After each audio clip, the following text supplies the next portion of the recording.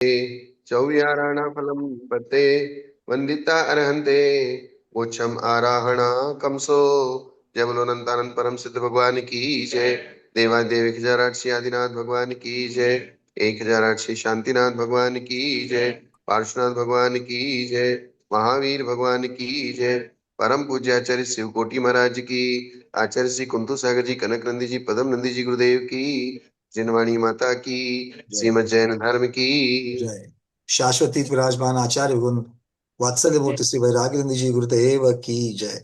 भगवान आपके श्री चरणों में बारंबार योग शुद्धि पूर्वक हम सभी स्वाध्यायी नमोस्तु करते हुए आपसे विनती करते हैं कि हे भगवान, हमारा मोक्ष मार्ग प्रशस्त हो, इसलिए हमें देशना दीजिए। नमोस्तु नमोस्तु नमोस्तु आचार्य श्री।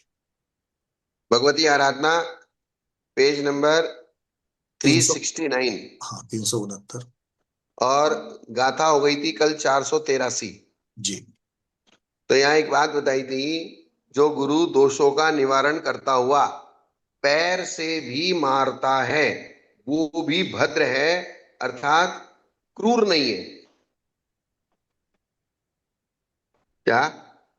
जी, आप मतलब सम्यक दंडित करता है, ऐसा अर्थ लेंगे इसका। हाँ, सम्यक प्रकार से उसको दंडित करता है, उसको इस प्रकार से समझाता है कि उसके दोष निकल जाए। तो ऐसी कठोरता दिखाता हुआ भी वो भद्र है। क्योंकि लोक व्यवहार में भद्र किसे कहते हैं? जो स्मूथ व्यवहार करता है, नम्र व्यवहार करता है, मृदु व्यवहार करता है, उसको भद्र कहते हैं। कठोर व्यवहार करने वाले को भद्र नहीं कहते।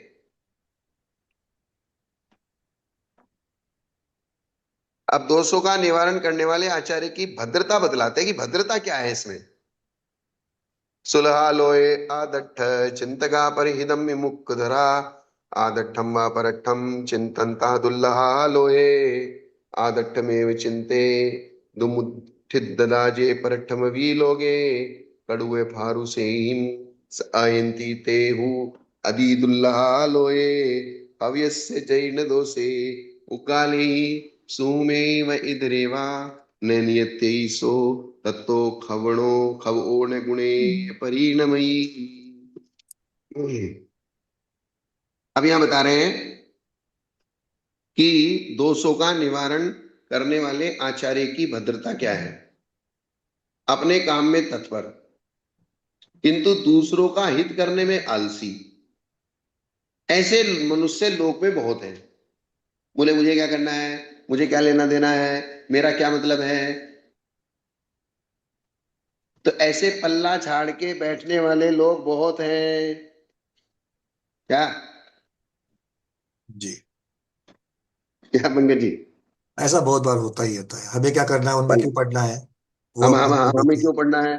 जैसे कहते थे ना लोग, मुझे बहुत बड़ा आश्चर्य लगता है, लोग ये कहते थे, बोले ये तो विवाद का विषय है, हमें क्यों पढ़ना है इसमें, हम विवाद में नहीं पढ़ते। क्या तो ये साधु संतों की सेवा करना विवाद का विषय है?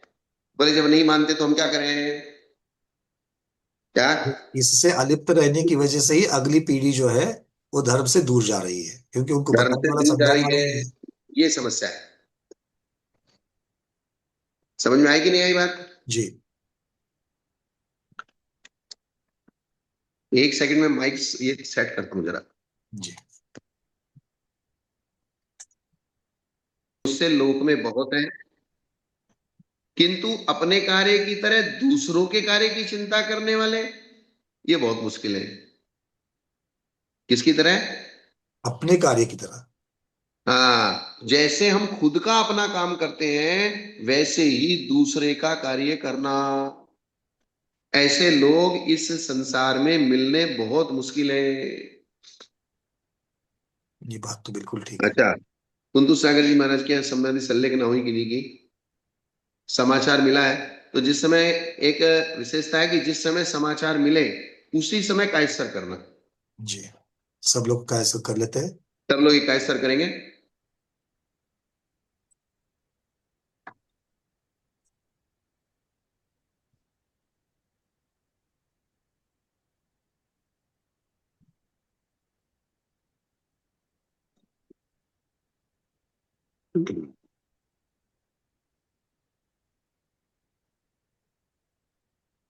ये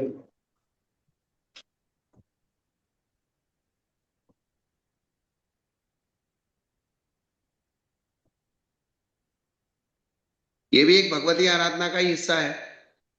जी, प्रैक्टिकली यार कर रहे हैं हम लोग। हाँ, क्योंकि आचार्य ने बताया है कि जिस क्षण साधु को किसी भी साधु की समाधि का समाचार मिलता है, उसी क्षण वो उनका स्मरण करके कायस्वर करके उनको मनी मन नमन करे। हाँ, जो अपने ही कार्य की चिंता में तत्पर होते हुए दूसरों के कार्य को भी कठोर और कटुक वचनों से साधते हैं, वे पुरुष तो अत्यंत दुर्लभ है। ऊपर की गाथा में कहा था दुर्लभ है, नीचे की गाथा में कह रहे अत्यंत दुर्लभ है। मतलब दो चीजें अलग अलग कह रहे हैं। पहले वाले में तो सिर्फ जो है कि अपने कार्य की तरह दूसरे कार्य की चिंता करने वाले हैं, और वे दूसरी दुर्लभ है। तरफ है कि अपनी कार्य की चिंता में तत्पर होते हुए दूसरों के कार्यों की कठोर और कटु वचनों में साधते भी है। मतलब सिर्फ वो सोच नहीं रहे, भावना नहीं दिखा रहे, यहाँ पर कर भी रहे। तो दोनों चीजें, एक की दुर्लभ, एक दुर्लभ है, दूसरे अत्यंत दुर्लभ है, इस प्रकार से वो उसमें अंतर कर रहा है। मतलब पहली गाथा में तो दूसरों के हित की चिंता कर रहे हैं, जी चाहे सामने वाला हो चाहे सामने वाला न हो, लेकिन फिर भी दूसरे के हित की चिंता करते हैं। और दूसरे में कठोर भी बोलना पड़े, बुरा भी बनना पड़े, तो भी उसके हित की चिंता कर रहे हैं, क्योंकि लोक में कोई भी किसी से बुरा नहीं बनना चाहता। बोले मैं क्यों बुरा बनूं? कोई अगर कोई गलती कर रहा है और मैं किसी को भाई आप जाके उसको कहो, बोले नहीं आप बड़े हो आप ही कहो जाके, आपका ही काम है, हम क्यों बुरे बने? एक ऐसी मानसिकता आती है कि नहीं आती हम्म, है? बिल्कुल आती है। बट बस ये यही बात उसको मैं क्लैरिफाई कर रहा था अभी, कि सिर्फ ये दूसरे में भी सिर्फ चिंता ही कर रहे हैं, मतलब भावना बहा रहे हैं, क्या साक्षात कार्य भी कर रहे हैं। हाँ, और यहाँ तो नहीं, तो साक्षात कार्य करने में भी एक तो प्रेम से समझा रहे हैं, हाँ। तो प्रेम से समझाने वाले भी आसान मिल जाएंगे, जी लेकिन कठोर बोल के समझाना, जी क्योंकि कठोर बोल के जब समझाया जाता है तो वर्तमान में किसी को भी कठोर बोला जाता है, भले वो हित के लिए बोला जा रहा है, लेकिन एक बार को तो बुरा लगता है। जी जी, मतलब अपनी इमेज को खराब होने की रिस्क लेकर के भी वो कार्य कर रही है, भावना हाँ, बहा ये रहे हैं। बुरी बात है। जी अर्थात सामने वाला हमको एक बार बुरा सोचे, तू बुरा सोच ले हमारे बारे में, तुझे जो सोचना वो सोच ले, लेकिन तुझे काम तो ऐसे ही करना पड़ेगा, और उसका फल बाद में मिलेगा। बाद में जब उसको समझ में आएगी, जब उसको पता चलेगा कि मेरे लिए जो ये कहा गया है ये बहुत सही कहा गया है, तब उसकी आपके प्रति श्रद्धा जागृत होगी। कब होगी? जब उसका कार्य दिखाई देगा। जब उसको फल मिलेगा। जी जैसे हम आपको एक उदाहरण बताते हैं, जिस समय हम संघ में थे, नए नए थे, हमको माइक पे बोलना नहीं आता था, और जिनको माइक पे बोलना नहीं आता है उनको अगर माइक पे बैठा दिया जाए तो उनकी जो मानसिक स्थिति होती है वो बड़ी दयनीय होती है, क्योंकि एक शब्द के बाद दूसरा शब्द निकालना, एक वाक्य के बाद दूसरा वाक्य निकालना, दिमाग में शब्द ही नहीं आते। और उस समय हम रोते थे या आंखों में आंसू आ जाते थे कि नहीं हमसे नहीं होगा, हम जिद बहस भी कर लेते थे कि नहीं हमसे नहीं होगा, हमको मत बोलो, नहीं बोले हफ्ते में एक दिन करना पड़ेगा। सबके अलग अलग संघों में नंबर नंबर बांध रखे, सोमवार को ये करेंगे, मंगलवार को ये करेंगे, बुधवार को ये करेंगे, भले 5 मिनट करो 10 मिनट करो, कितना भी करो, 10 पन्ने भर के ले जाते थे तो 5 मिनट में पूरे हो जाते थे। क्या? जी अब एक गाथा को लेके घंटा घंटा भर बोल लेते हैं। बिल्कुल। तो उस समय तो ऐसा लग रहा था कि बोले ये हमारे साथ ऐसा क्यों कर रहे हैं, हमको इतनी पीड़ा क्यों दे रहे हैं, इतना कष्ट क्यों दे रहे हैं, लेकिन फिर भी वो कठोर बोल के उन्होंने कुछ भी करके नहीं तुमको बोलना ही पड़ेगा, तो वो चीज हमको आज समझ में आ रही है। जी, क्या? भगवत इस प्रकार का अनुभव मैंने अपने जीवन में भी किया है। शुरुआत में हाँ, 1990 की बात है, जब मैंने पहला जॉब कर रहा था। तो हाँ, अंग्रेजी विषय का तो ज्ञान अच्छा था, किंतु बोलने में फ्लुएंसी नहीं थी, बोलने की आदत नहीं। फ्लो नहीं और था। हाँ, वो मतलब वो उस तरीके की अभ्यास नहीं था बोलने का। और जॉब तो हम्म, मिला था मार्केटिंग का। तो पहले 8-10 दिन हमारे बॉस जो थे वो बंगाली थे, तो वो तो सबके साथ इंग्लिश में बात करते थे और मैं उनके साथ में हिंदी में वार्तालाप करता था। उन्होंने 8 दिन देखा, 10 दिन देखा, 10 दिन के बाद बुला करके वो एक बीच बीच में बोलते थे कि आपको इस प्रकार से करना है वगैरह। 10 दिन के बाद में एक अल्टीमेटम दे दिया उन्होंने, अगर आप हम्म, मार्केटिंग में हो, अगर आपको इंग्लिश बोलने में नहीं आएगा तो आपकी जॉब चली गई बस। बस। और वहां से जो उस प्रकार का मतलब एक अभ्यास हो करके फिर जो एक करना ही पड़ेगा, एक अनिवार्यता जो बन गई, उसकी वजह से आगे का फिर आज 35 वर्ष से इटालियन लोगों के साथ भी मैं काम कर पा रहा हूँ। मतलब ये आप जैसा कह रहे हो बिल्कुल ये होता है, तब खराब लगता है, किंतु जब उसका फल दिखता है तब आज उनको हाँ, याद करते हैं कि उनकी वजह से ये हो रहा है। तब आपको बंगाली आदमी की याद आती है। बिल्कुल आती है, बिल्कुल आज वो विजय रत्न से सम्मानित थे तो आज भी मुझे उनकी याद आती है, बिल्कुल आती है, हाँ, सम्मान पूर्वक या आती है। अरे भाई उस आदमी ने हमको उस पॉइंट पे अगर कठोर बर्ताव नहीं किया होता तो आज हम उस चीज को सीख नहीं पाते। जी जी बिल्कुल। इसी प्रकार से गुरु जो हमारे साथ टाइम पे कठोर बर्ताव करते हैं, वे अगर टाइम पे कठोर बर्ताव नहीं करेंगे तो हम उस चीज को जीत नहीं पाएंगे। भगवान यहाँ पर मैं मेरी पूज्य ज्ञानमती माता जी और चंद्रमती माता जी की बात जरूर करूंगा। जितना भी हाँ, मैंने पीडीएफ बनाए थे तो दिमाग में बहुत कुछ था कि अरे ऐसा संकलन किया, वैसा संकलन किया, चित्र बनाए, चार्ट डाले, ये डाले। और जब माता जी के, चंद्रमती माता जी के हाथ में मैंने सबसे पहले रखा तो पहला पन्ना देखते ही माता जी ने बोला ये क्या बनाया है, ई की मात्रा हम्म, ठीक नहीं है, आ की मात्रा ठीक नहीं, जहां पर पहले वो रस्व होना चाहिए वहां दीर्घ, दीर्घ की जगह रस्व। ये और माता जी ने आगे देखने से मना कर दिया, इसको पहले ठीक करो फिर बाद में हम देखेंगे। और मन में ऐसा हुआ, अरे इतना सब करके 2000 पन्नों की मैं पीडीएफ बना करके वहां पर लेके गया हूँ, उसका पीडीएफ बढ़िया से उसका बाइंडिंग करके लेके गया हूँ, और माता जी देख भी नहीं रही उसके अंदर मैंने क्या बनाया है। बहुत लगा, बट आज उसका मैं अर्थ समझ रहा हूँ कि नहीं, बिल्कुल नहीं, ऐसा हो आगम के शब्द, शब्दाचार जो बताया गया है, अर्थाचार, व्यंजनाचार, ये जो चीजें हैं इनसे मुझे मेरे गुरुओं ने बचाया है। तो बिल्कुल ऐसे गुरुओं का जब फल देखते हैं तो ये बात समझ में आती है कि जो उन्होंने कहा है, वो जो कठोरता जब चाहिए थी तब कठोरता गुरु के द्वारा होनी ही चाहिए। क्या होता है पंकज जी, प्रशंसा करने के लिए दुनिया बहुत है, जी अपने जी लोगों से प्रशंसा की अपेक्षा नहीं करना। बिल्कुल। और बात तो वही है, जब जितना गुरु कठोर हुए हैं उन कठोरता की वजह से नियम हुए हैं, मेरे रात्रि भोजन का त्याग हो, आलू प्याज का त्याग हो, ये सभी गुरुओं के कठोरता की वजह से ही हो गया है, नहीं तो नहीं होता था। तो ये क्या होता है कि जैसे साधु लोग कठोरता का नियम लेके निकल जाते हैं, आर पे निकल जाते हैं, किसी के घर में पहुंच गए, मान लीजिए तुम्हारे घर में एक कोई इस प्रकार से साधु आ गए, बोले नहीं नियम ले, 2 प्रतिमा ले तभी तेरे घर में आहार करूंगा, नहीं तो मैं उठ के जा रहा हूं। तो ऐसे तुम पकड़ में आओगे। जी ऐसे ही होता है, है। ऐसे ही होता है। गुरुदेव अमित सागर जी महाराज जो है उनकी वजह से आलू प्याज का त्याग इसी प्रकार से हुआ। उन्होंने कर आहार देने के लिए मैं खड़ा था सामने, और मैं ही सामने हुआ, और वो जल भी मुट्ठी खोलने को, कर खोलने को ही तैयार नहीं है।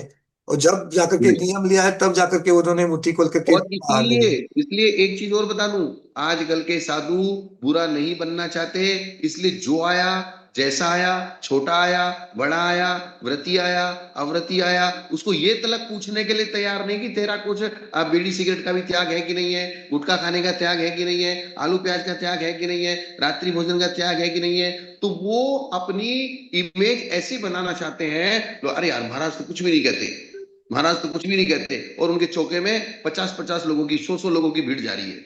जी जी बिल्कुल बात ठीक।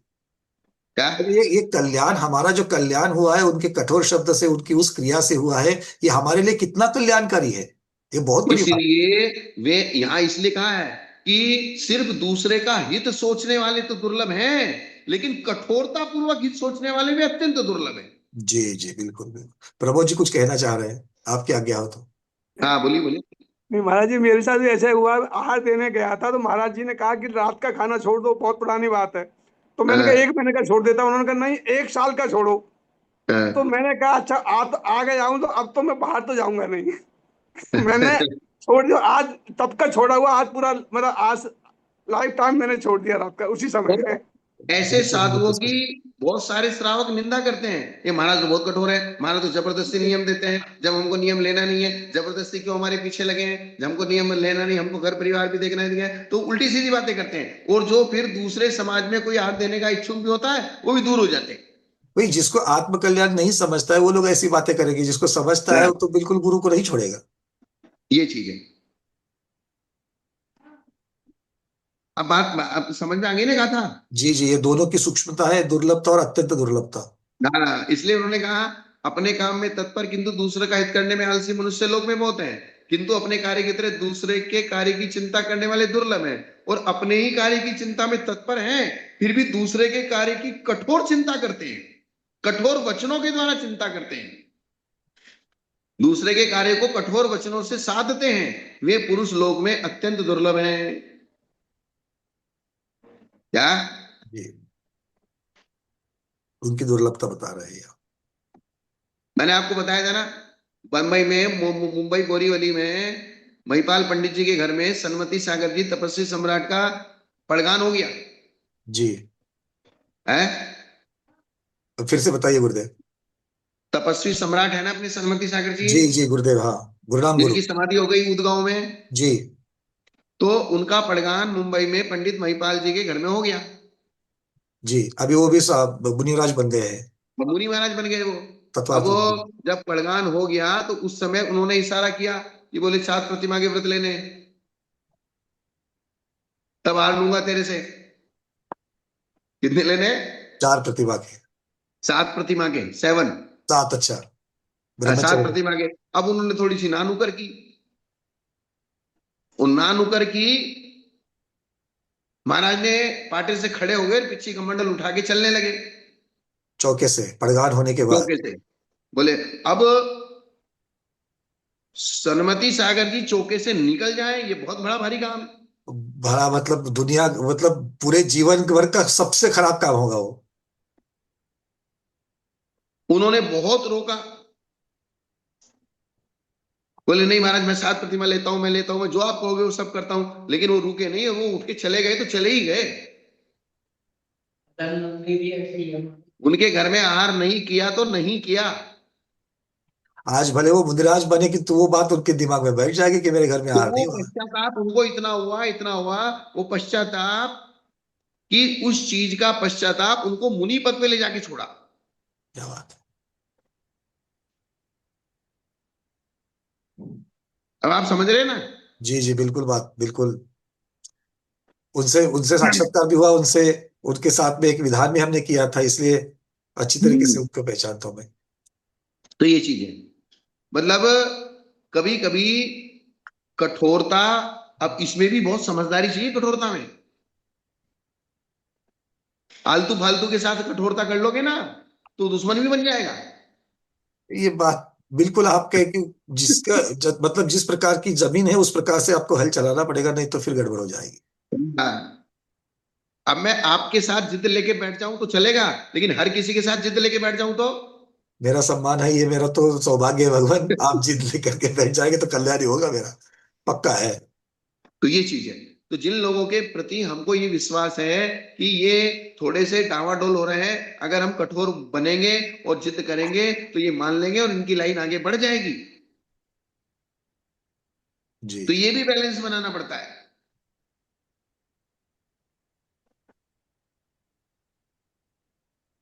आचार्य यदि छपक को पीड़ित न करे तो वो माया सल्ले न निकाले, इसलिए आचार्य का ये गुण अवपीड़क। कौन सा गुण कहा? अवपीड़क। अर्थात उसको पीड़ित करके दबा के निकालना है। और माया शल्य न निकले तो निरतिचार रत्नत्रय में प्रवृत्ति ना हो, और रत्नत्रय में प्रवृत्ति नहीं होगी, और मायाचारी माया शल्य हो गया तो मिथ्यात्व में चला जाएगा, और मिथ्यात्व में चला गया तो समाधि नहीं होगी, जगन्य समाधि भी नहीं कहलाएगी।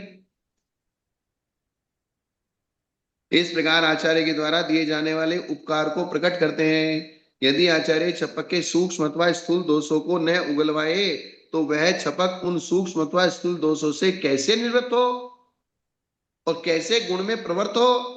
और दोषों को दूर किए बिना, यदि गुण में लगे और बिना दोषों को दूर किए बिना तथा गुण में लगे बिना आराधक कैसे हो सकता है। आराधना के लिए गुरु के पास आकर भी यदि गुरु अवपीड़क न हो तो ये बात नहीं बन सकती।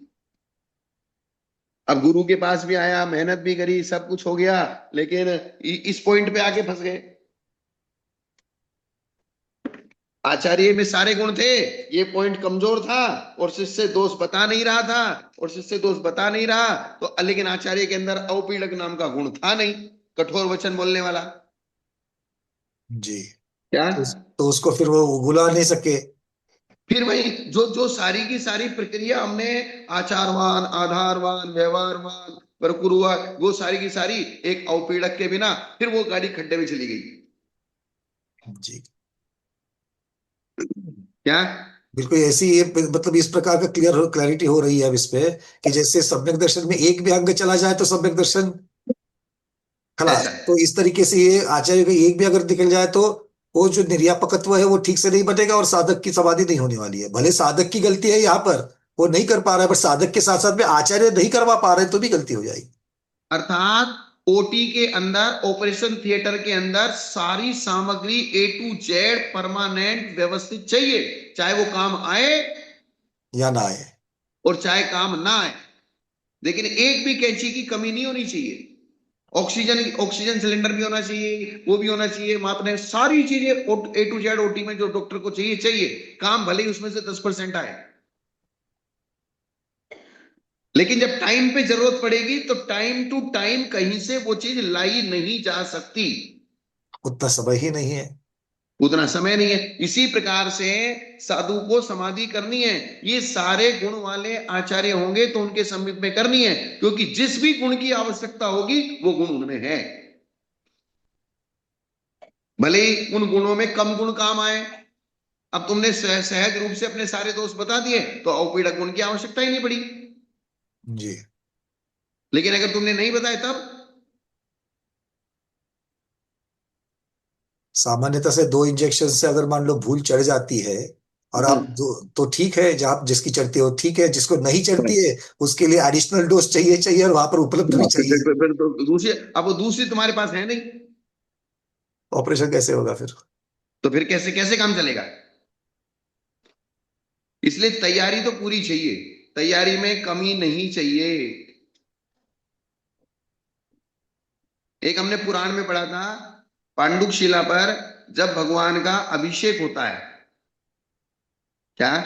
जी, भगवान का पांडुशिला पर मेरू पर्वत पर अभिषेक जब होता है। पहली धारा भगवान के सिर पर गिरती है, सोधर्म इंद्र जब पहली धारा, ईशान इंद्र और सोधर्म इंद्र जब पहला कलश भगवान के ऊपर करते हैं, तब उसका वर्णन जो शास्त्रों में आया है, पुराणों में, किसमें आया, आदि पुराण में आया या हरिवंश पुराण में आया, पद्म किस में आया वो मुझे ध्यान में नहीं आ रहा, लेकिन जब चारों तरफ सारे देव लोग अपनी अपनी ड्यूटी पे तैनात हो जाते हैं, दिक्पाल दिशाओं में खड़े हो जाते हैं, लोकपाल अपनी अपनी जगह खड़े हो जाते हैं, जिसकी जो जगह है वो वहां व्यवस्थित खड़ा हो जाता है, कोलाहल बिल्कुल शांत हो जाता है, बाजे बजाने वाले बाजे बजा रहे हैं, नृत्य करने वाले अपनी जगह पे नृत्य कर रहे हैं, गीत गाने वाले अपनी जगह पे गीत गा रहे हैं, मंगल सारा कार्यक्रम हो रहा है, एक भी चीज की कमी नहीं है, सारी व्यवस्था चाक चौबंद हो जाती है। इसको क्या कहते हैं?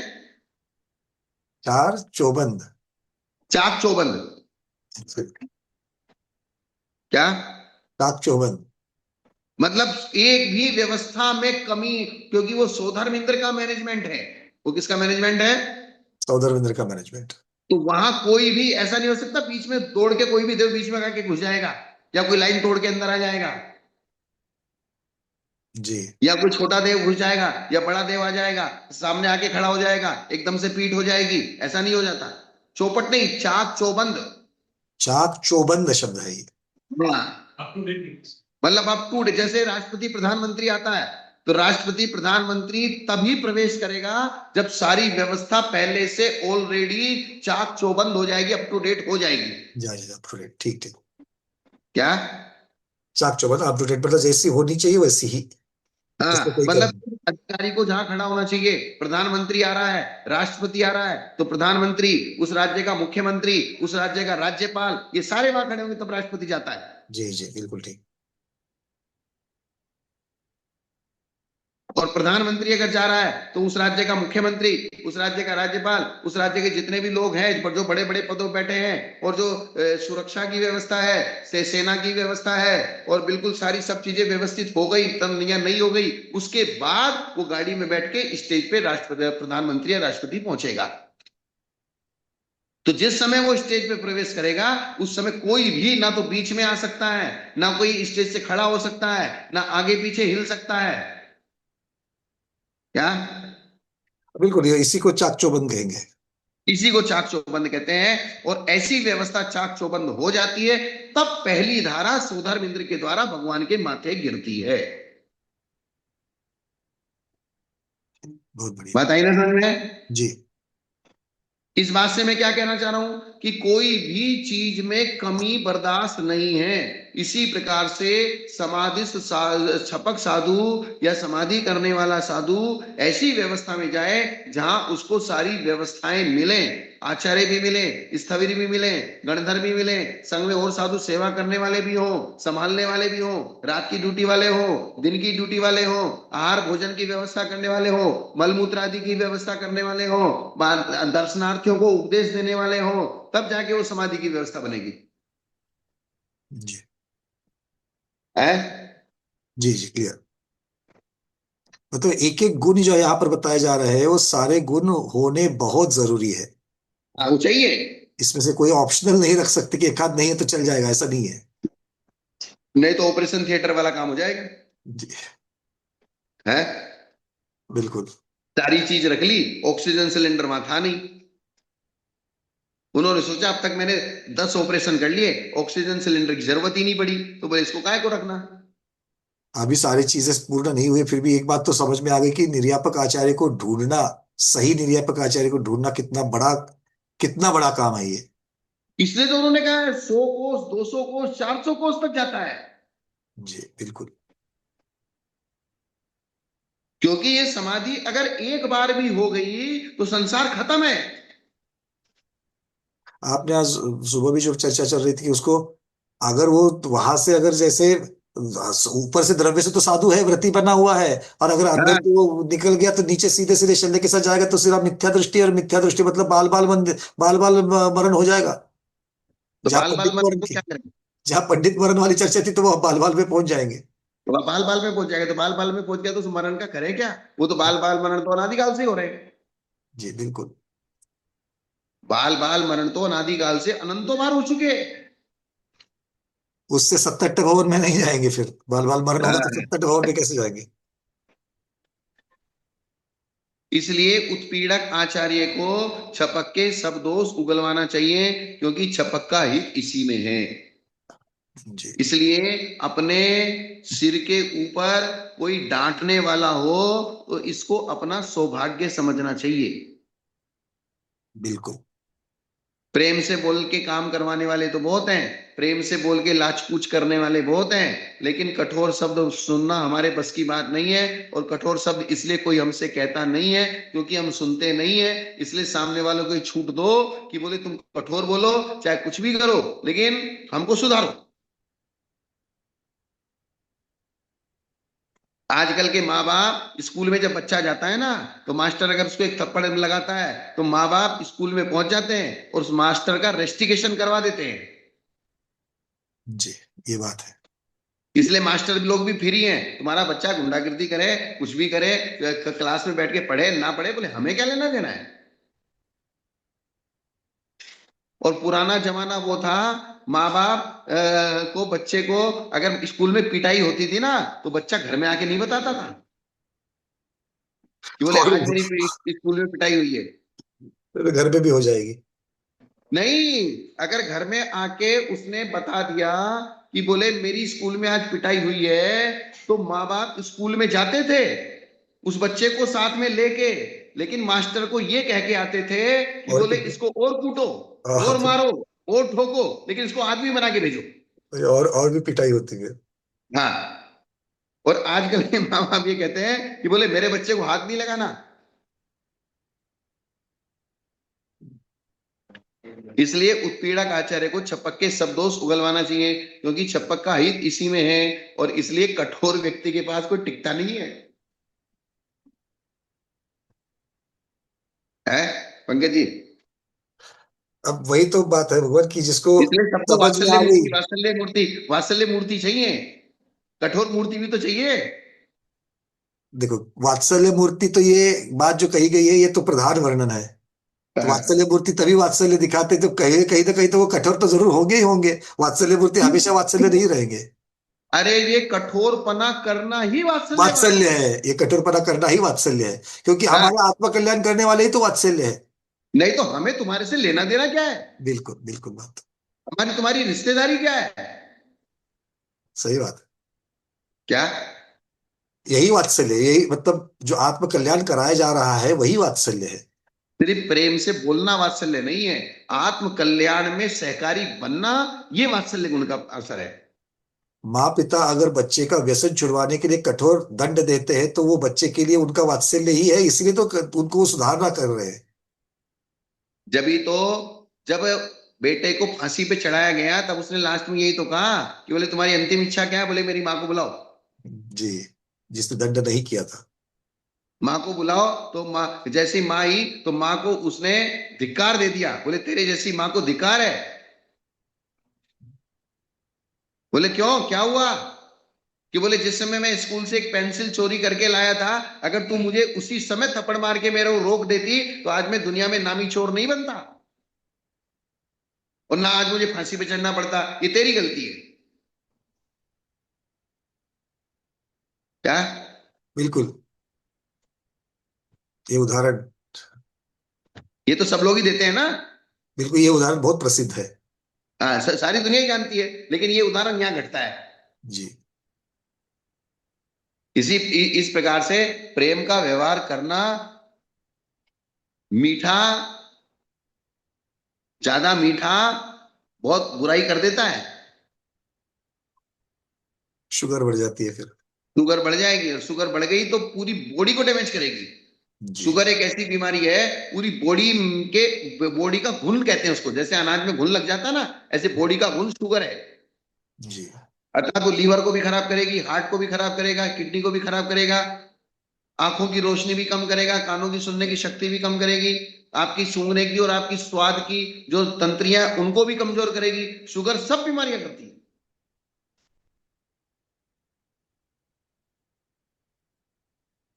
अब आगे,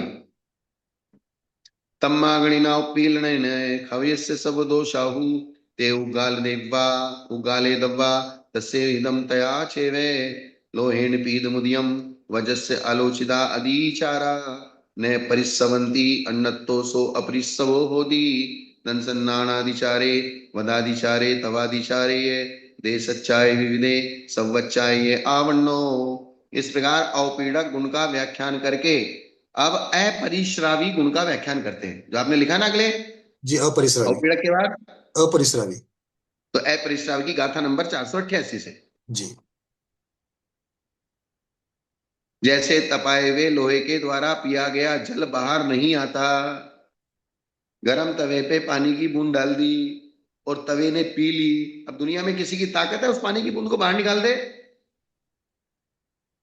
जी, लोहे पर चढ़ा हुआ पानी फिर से नहीं निकाल सकते उसमें से। किसी की दुनिया में ताकत है कि जो उस लोहे से पानी की बूंद को बाहर निकाल ले?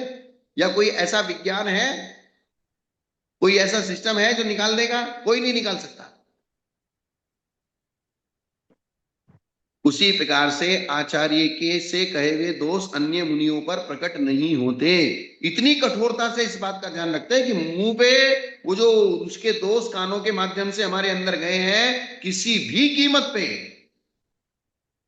और किसी भी अवस्था में और किसी भी परिस्थिति में वो चीज उनके मुंह से बाहर नहीं आती।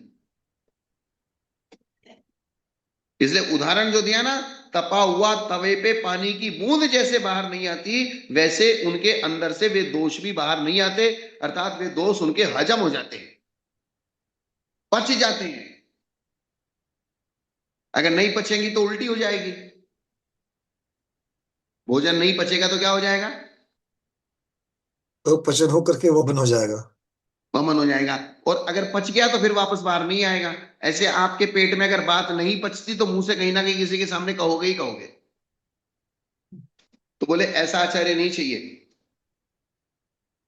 ऐसा चाहिए कि जिसके अंदर हमारी बात गई और पेट में गई, खत्म, भूल गया,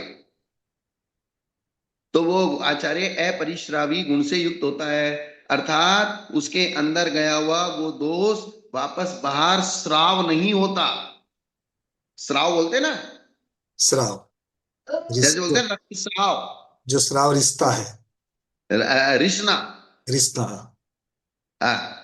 जैसे आपके चाकू से घाव हो जाता है और थोड़ा थोड़ा खून रिसता रहता है, निकलता रहता है, उसको स्राव बोलते हैं। स्राव जी, रक्तस्राव। किसी के सम्यक दर्शन में अतिचार लगा हो, किसी के ज्ञान अथवा ज्ञान में अतिचार लगा हो, या फिर व्रतों में अतिचार लगा हो। किसमें? व्रतों में, चारित्र। व्रतों में अतिचार लगा हो, या तप में अतिचार लगा हो, या एक देश से अथवा सर्व देश से अतिचार लगा हो, सम्यक दर्शन के अतिचार हैं। अब यहाँ अतिचार बता रहे हैं, क्योंकि आलोचना किसकी की जानी है? आलोचना दोषों की जा रही है, अतिचारों की। अतिचारों। आलोचना जो की जाती है, भाई दोष बताना है ना, तो दोष का मतलब अतिचार। तो जो अतिचार। जो अतिचार जैसे जैसे आपके लगे हैं, जिस क्रम से लगे हैं, जिस द्रव्य के निमित्त से लगे हैं, जिस क्षेत्र के निमित्त से लगे हैं, जिस काल में लगे हैं, वो सब चीजें बतानी चाहिए। जी, क्या?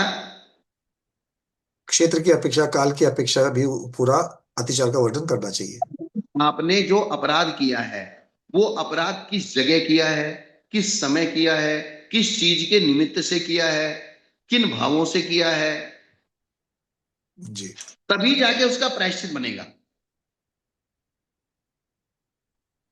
अर्थात अपराध तो बहुत बड़ा है लेकिन आपका भाव नहीं था, अपराध बहुत छोटा है लेकिन आपने जानबूझ के किया है।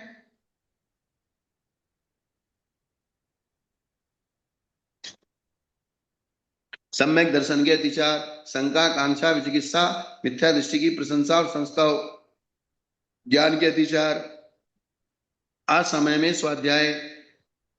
ज्ञान का सबसे पहला अतिचार क्या है? असमय में स्वाध्याय। श्रुत अथवा श्रुत के धारी की विनय न करना, अनुयोग आदि को ग्रहण करने में उसके योग्य नियम नहीं लेना।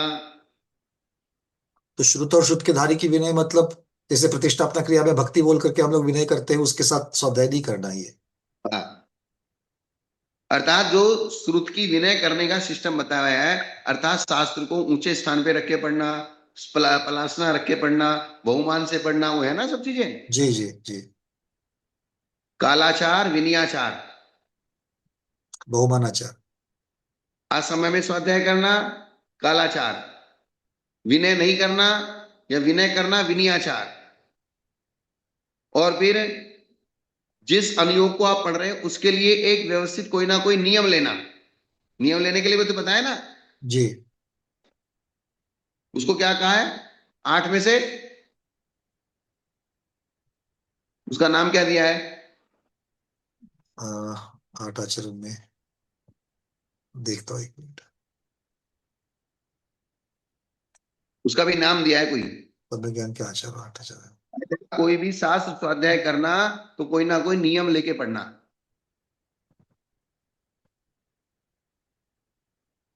और गुरु का नाम नहीं छिपाना, ये भी कालाचार, अतिचार है। विनयाचार, उपाधानाचार, संयम और तप के उपधानाचार, उपाधानाचार। उपधान, उपधान, हम्म। उपधान शुद्धि, जी। अर्थात नियम लेके पढ़ना। क्या लेके पढ़ना? नियम लेकर के। हाँ, तो उपदान शुद्धि। तो ये जो 8 अंग हैं ज्ञानाचार के, इनका पालन नहीं करना, यही अतिचार है। जबकि सम्यक दर्शन के 8 अंग होते हैं लेकिन अतिचार 5 ही बताए। अतिचार कितने बताए? 5। और यहां ज्ञान के अतिचार कितने बताए? असमय में स्वाध्याय 1, श्रुत और शुद्धधार की विनय न करना 2, अनुयोग आदि ग्रहण के में योग्य नियम नहीं लेना 3, गुरु का नाम छिपाना 4, और व्यंजन शब्द छोड़ जाना या अधिक जो उसमें नहीं है वो बोलना, और अर्थ का अन्य कथन करना। मतलब करीब करीब, हालांकि जो 8 सम्यक दर्शन के अंग हैं वे 5 में गर्भित कर दिए। किसमें? 5 में।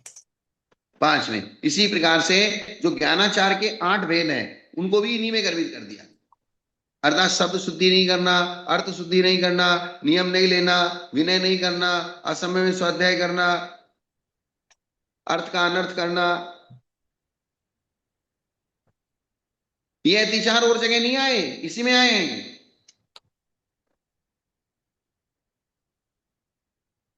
इन अतिचारों को भी लिख लेना। जी, मार्क कर रहा हूँ मैं उसको। अब तप में अनशन के अतिचार, सबसे पहले उपवास के अतिचार बता रहे हैं। किसके? उपवास के। हाँ, अब ये हमको अतिचार पता होना चाहिए, दोष कैसे लगता है पता होना चाहिए, तभी तो हमको समझ में आएगा कि हम दोष कर रहे हैं। अभी पता ही नहीं कि हम दोष कर रहे हैं कि नहीं कर रहे हैं। जी बिल्कुल। और ये कभी एक बार दो बार पढ़ते हैं तो बाद में भूल जाते हैं और फिर से उसी अतिचार के साथ ही सब चीजें स्वाध्याय आदि करते हैं। इसमें आपको एक अतिचार का विशेष मैटर बना लेना। जी, ये सामने होना चाहिए। जहां जहां से भी जितने जितने भी अतिचार आपको मिले और जिस जिस तरीके से मिले, उन सबका एक अतिचार का मैटर अलग ही होना चाहिए। जी। 7 वैष्णव के भी अतिचार आए हैं, हाँ, आपने वैसे पढ़े हैं? व्यसन त्याग के सुने तो अभी सामने नहीं है अभी। सप्त व्यसन त्याग के अतिचार। हाँ, जैसे आपने सप्त व्यसन का त्याग कर दिया। वो पंडित आशुतोष जी के इसमें मेरे ख्याल से सागर धर्मामूर्ति में पढ़े जैसा मुझे याद आ रहा है। मैंने लिखे हैं कहीं से, वो किस में आए मैं आपको बताऊंगा देख के, कल मुझे याद दिलाना। जी।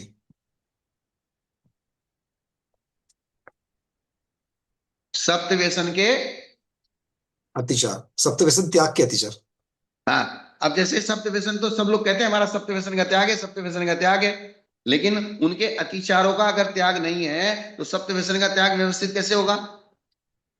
जी, जैसे वो एक मुझे याद आ रहा है कि शिकार त्याग का, शिकार व्यसन का जो त्याग है उसके साथ में फिर आप वो जैसे चमड़े की पर्स है, चमड़े के शूज है, ये पहन करके उन चीजों को नहीं कर सकते हो। ये इस ये तरीके तर ये अतिचार माना गया है उसको।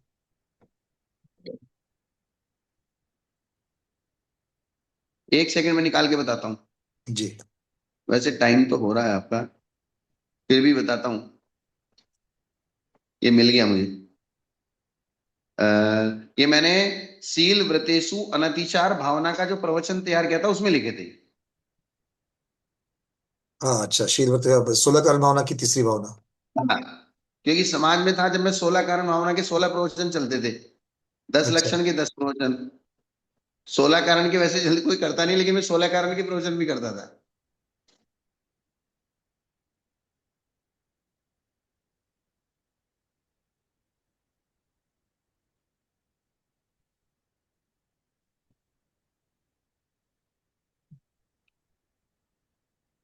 जैसे शराब त्याग के अतिचार। जी।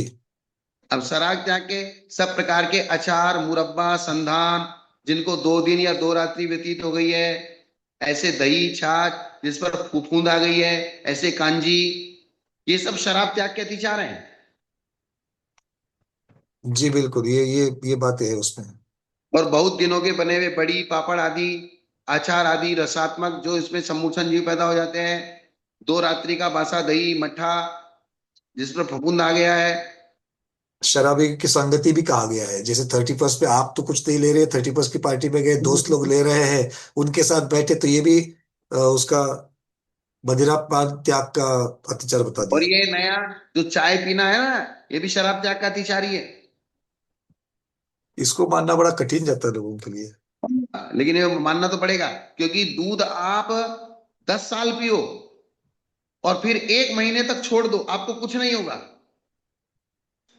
लेकिन चाय आपने 1 महीना पीना चालू किया और 4 दिन छोड़ दिया तो आपको सिर में दर्द होता है, इसका मतलब उसमें नशा है। जी, नशीले, वो तो बिल्कुल आधुनिक विज्ञान भी उसके बारे में वही कहता है, नशीली चीज है वो।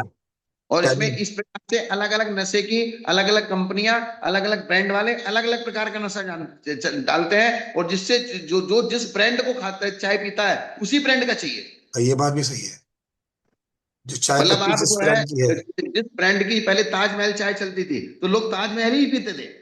जी जी बिल्कुल, ये बात सही है। हैं? दूसरे प्रकार की चाय अगर कहीं पिएगी तो बोलते हैं, ये आपकी पी करके मजा नहीं आया। बोले इसमें मजा नहीं आया।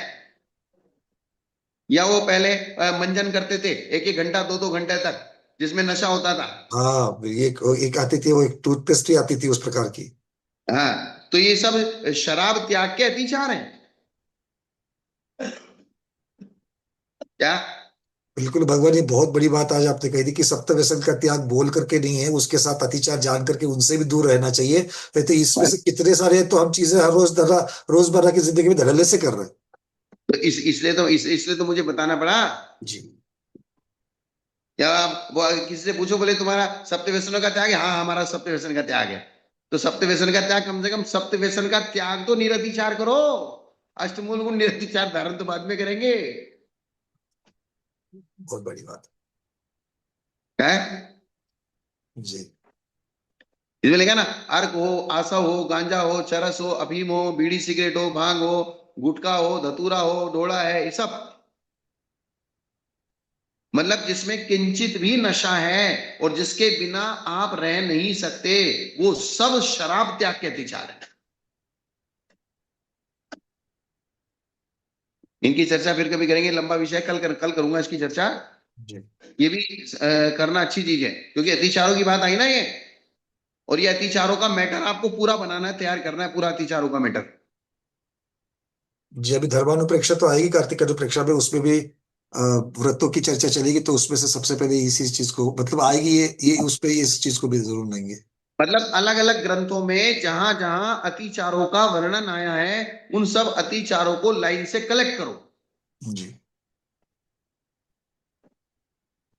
जैसे 12 व्रतों के 60 अतिचार हैं, तत्वार सूत्र में आए हैं, रत्नगण श्रावकाचार में आए हैं, पुरुषार्थ सिद्धि उपाय में आए हैं। तो उनको लाइन से एक पीपीटी बना के एक के सामने एक लिखते जाओ, किसमें क्या डिफरेंस है, कहाँ कौन सा अतिचार किस रूप में लिया और कौन सा अतिचार किस रूप में लिया है। सप्त व्यसन के अतिचार है, 5 समितियों के अतिचार है, अब यहाँ तपस्या के अतिचार बता रहे हैं, इसके सम्यक दर्शन के अतिचार, सम्यक ज्ञान के अतिचार बताए, और तप के अतिचार, अनशन के तप के अतिचार। जैसे कितना अच्छा लिखा है, स्वयं भोजन न करते हुए भी दूसरे को भोजन कराना।